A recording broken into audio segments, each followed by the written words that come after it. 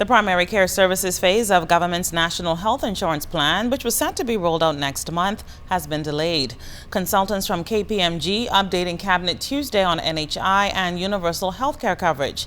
The firm's chairman and partner of global health practice, Dr. Mark Britnell, says one of the recommendations made was the creation of a public health insurer. He believes this would ensure accountability and transparency in operations.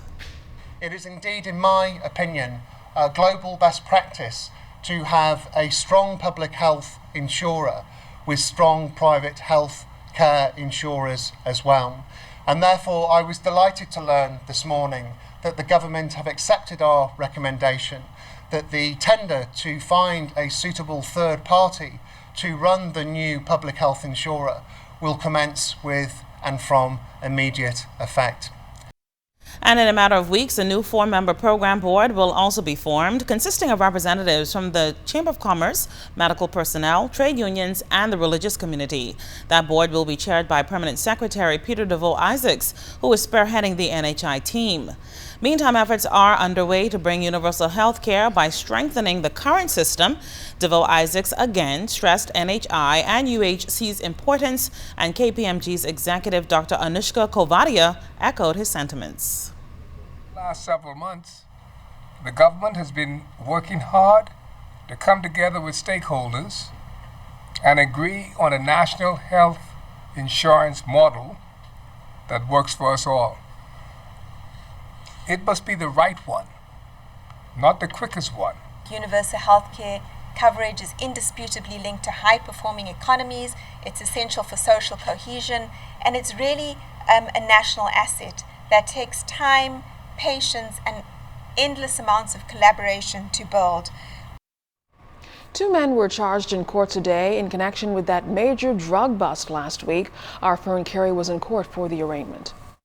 A magistrate has sentenced 29-year-old Jerome McPhee to 3 years behind bars after he pleaded guilty to conspiracy to possess some 521 pounds of marijuana. Magistrate Andrew Forbes also gave McPhee another 3 years in prison after he pleaded guilty to possession of dangerous drugs with intent to supply. The sentences will run concurrently, which means that McPhee will serve both at the same time. Before a sentence was passed, McPhee's attorney, Jomo Campbell, informed the court that McPhee has no prior convictions or pending matters and was employed as a mechanic. He explained that McPhee fell on hard times and decided to sell the drugs to make some quick money. The drugs have an estimated street value of $521,000. Campbell also noted that McPhee was extremely remorseful and can be rehabilitated. He also indicated that McPhee will soon be a new father and suggested that the 29-year-old not be given a custodial sentence. However, Magistrate Andrew Forbes noted that the amount of drugs was substantial. At the same time, he took into consideration the fact that McPhee has no previous convictions or pending matters, is still relatively young, and pleaded guilty at the earliest opportunity. Now, McPhee's co-accused, Ryan Butler, denied any involvement in the matter. Bail was denied and he was remanded in custody. He returns to court on May 18th for trial. Fern Carey, ZNS Network News.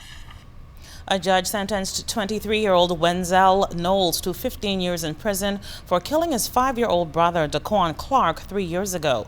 However, Knowles will only spend 12 years behind bars, as he's already spent 3 years on remand. In passing the sentence, Justice Indra Charles said it was a difficult case, given the personal circumstances and mental state of the convict, who was diagnosed by a Sandilands rehabilitation doctor as someone who suffers from schizophrenia. She noted that Knowles' mother has lost 2 sons, quote, one who is gone forever and one who has gone away for some time, end quote. Knowles pleaded guilty to killing his brother due to diminished responsibility before the start of his trial last October.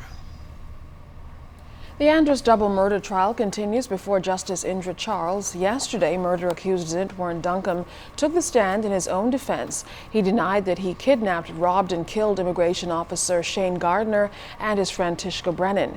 The adopted mother of co-defendant Kadero Saunders also testified that Saunders was in New Providence when the incident happened 3 years ago. Daniel Coakley and James Johnson are accused of the crime, but they deny any involvement in the matter. Prosecutors claim that Gardner and Brennan were kidnapped from Gardner's Central Andros home and taken deep into bushes on Newbold Farm, where they were fatally shot. And still on news from the courts, a witness in the threats of death case of Keith Major Jr. testified Wednesday that he heard Major threaten to kill Island Lux CEO Sebastian. The witness, Clinton Roll, testified that back on October 14th last year, he was at a restaurant in Western New Providence where he saw Major having drinks with a group of friends.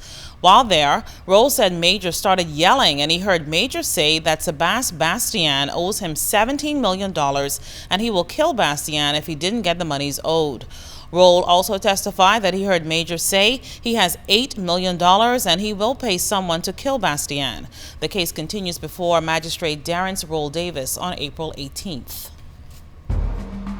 If you know of a crime, please call Crime Stoppers at 328-8477, toll free 242-300-8477. You can also check them out on www.crimestoppersbahamas.com. Let's stop the crime before it's your time.